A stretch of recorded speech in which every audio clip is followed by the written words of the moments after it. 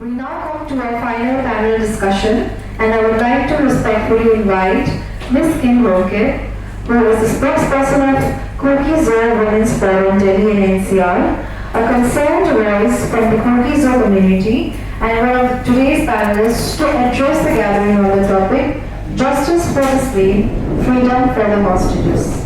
Ma'am, we are honored to have your voice with us today. Thank you, Esther. Good afternoon, respected member of the press, civil society leaders, community leaders, my brothers and sisters. Today, we stand here, we gathered here, not merely as representatives of a community, but as a human beings carrying deep pain, grief, and concern for justice and peace. My topic, as Esther had put in, is justice for the slain and freedom for our hostages. The Kuki people across the nation and beyond are observing this protest and press conference with heavy hearts following the _1 brutal killing of the 3 innocent Hado Kuki pastors, whom we have just heard from Dr. Reverend late V. Sithao's son. _2, the continued hostage situation, which also involves our 14 Kuki men. And _3, and the incessant attacks on Kuki villages, which is still going on. As we all know, that pastors are not warriors. They are the shepherds of peace, prayer, and compassion. To target religious leaders is not only an attack on individuals or a community. It is an attack on humanity itself, on faith, and on the very values of civilization. We strongly condemn these barbaric acts in the clearest possible terms. We also raise our collective voice today for the immediate and safe release of the 14 Kuki men who continue to remain in captivity till today. Their families are living in everyday fear, uncertainty, and helplessness. No mother should have to wonder whether her son will return home. No wife should have to wait endlessly for the news of her husband. And no children should have to grow up in trauma because justice has failed them. At the same time, our village continues to face repeated attacks, threats, and intimidation. So innocent villagers are being forced to live in constant fear, while many continue to suffer displacement, insecurity, and emotional scars that cannot easily heal. Yet, despite everything, we are here today not to spread hatred. We are here to demand justice. We are here to demand accountability. We are here to remind the authorities and the world that Kuki lives matter too. Silence in the face of injustice only encourages further violence. Selective outrage only deepens division. If peace is truly desired in Manipur, then justice cannot be selective and the suffering of one community cannot be ignored or minimized.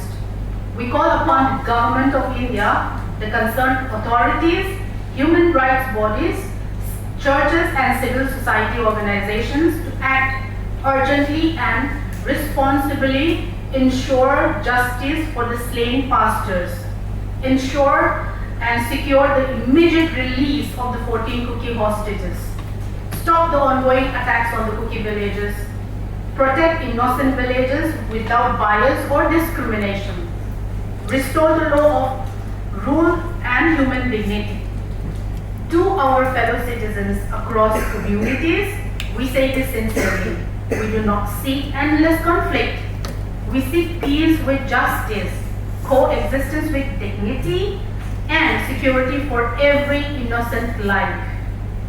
History will not judge us how loudly we shouted, but by whether we defended truth, humanity, justice when it mattered most. Today the Kuki people may be wounded, but we are not broken. We mourn, but we will not be silenced. We seek peace, but we will stand firm for our rights and survival. Let the message go out clearly from this gathering. The blood of innocent pastors cannot be forgotten.